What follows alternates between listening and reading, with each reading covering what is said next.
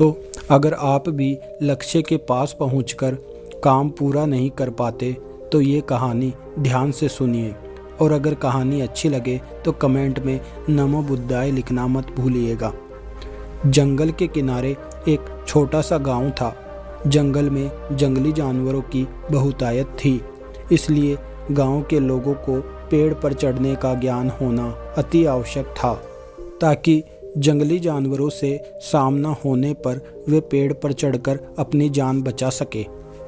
जो लोग जंगल में लकड़ियां काटने जाते थे, उनके जंगली जानवरों से दो चार होने की अधिक संभावना थी, इसलिए वे लोग पेड़ पर चढ़ना अवश्य सीखते थे।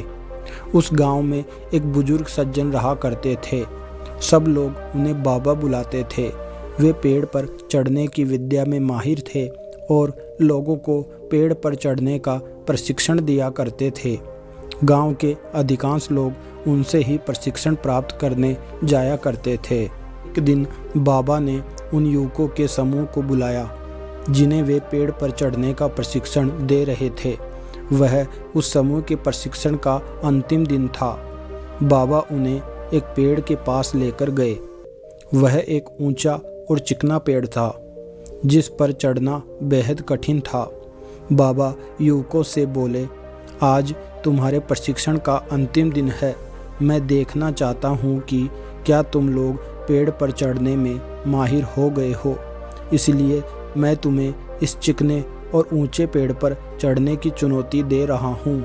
यदि तुम सब इस पेड़ पर चढ़ने में सफल रहते हो तो दुनिया के किसी भी पेड़ पर आसानी से चढ़ सकते हो। बाबा की बात सुनकर सभी युवक उत्साहित हो गए।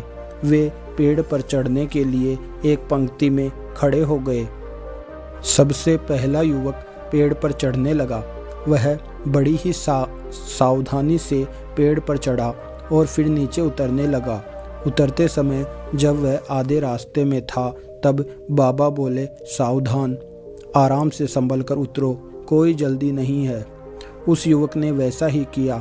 वह आराम से सावधानी से नीचे उतरा। उसके बाद एक एक कर सारे युवक पेड़ पर चढ़ने लगे। जब वे पेड़ पर चढ़ते तब तो बाबा उन्हें कुछ नहीं कहते, लेकिन जब वे पेड़ से उतरते समय आधे रास्ते पर होते या बस नीचे ही पहुंचने वाले होते तो बाबा कहते, सुनो, आराम से, थोड़ा संभल कर और पूरी सावधानी से उतरो, किसी प्रकार की कोई जल्दी नहीं है। सभी युवकों ने बाबा की बात मानी और पेड़ पर चढ़कर नीचे उतरने में सफल हुए।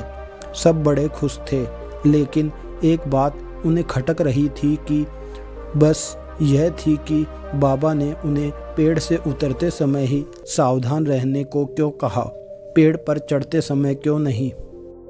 उन्होंने बाबा से पूछ ही लिया, बाबा, इस पेड़ की सबसे ऊपरी शाखा पर चढ़ना सबसे कठिन था, लेकिन आपने उस पर चढ़ते समय हमें संभल कर रहने को नहीं कहा, लेकिन पेड़ से उतरते समय जब जमीन तक की दूरी बहुत कम रह गई थी तब आपने हमें संभल कर और सावधान रहने को कहा, ऐसा क्यों? बाबा बोले, देखो, पेड़ की सबसे ऊपरी शाखा पर चढ़ना बहुत कठिन है, ये मैं भी जानता हूँ और तुम भी। इसलिए मेरे बिना बोले ही तुम पहले से ही सतर्क थे। ऐसा हर किसी के साथ होता है। कार्य के प्रारंभ में सब सतर्कता से ही आगे बढ़ते हैं, किंतु सतर्कता और सावधानी में चूक तब होती है जब हम मंजिल के समीप होते हैं। तब हमें लगने लगता है कि हमारा काम तो पूरा होने को है, मंजिल अब दूर नहीं, और वहाँ हमारा ध्यान भटक जाता है और हम गलती कर जाते हैं। इसलिए हमेशा याद रखो कि मंजिल के नज़दीक पहुँचने और यथार्थ में मंजिल पर पहुँचने में बहुत फ़र्क है। युवकों को बाबा की इस बात से जीवन की एक बहुत बड़ी सीख प्राप्त हुई। मित्रों, हमारे जीवन में भी ऐसा कई बार होता है कि किसी काम को पूरा करने की कगार पर होकर भी हम उसे पूरा नहीं कर पाते। अंतिम क्षणों में कुछ गड़बड़ हो जाती है और हम पछताते रह जाते हैं। अंतिम क्षणों की जरा सी असावधानी से हमारा पूरा काम बिगड़ जाता है। ऐसा इसलिए होता है क्योंकि मंजिल के करीब पहुंचकर हम अपना धैर्य खो देते हैं। धैर्य खो देने के कारण हमसे चूक हो जाती है। इसलिए जब तक मंजिल तक नहीं पहुँचे धैर्य बनाकर रखें। कार्य के प्रारंभ में जितना धैर्य और सावधानी आवश्यक है, कार्य समाप्ति तक भी आवश्यक है। इसलिए कार्य पूर्ण होने तक धैर्य नहीं खोएं, उतने ही सावधान रहें जितने प्रारंभ में थे। कहीं धैर्य खो देना लक्ष्य खो देने का कारण न बन जाए।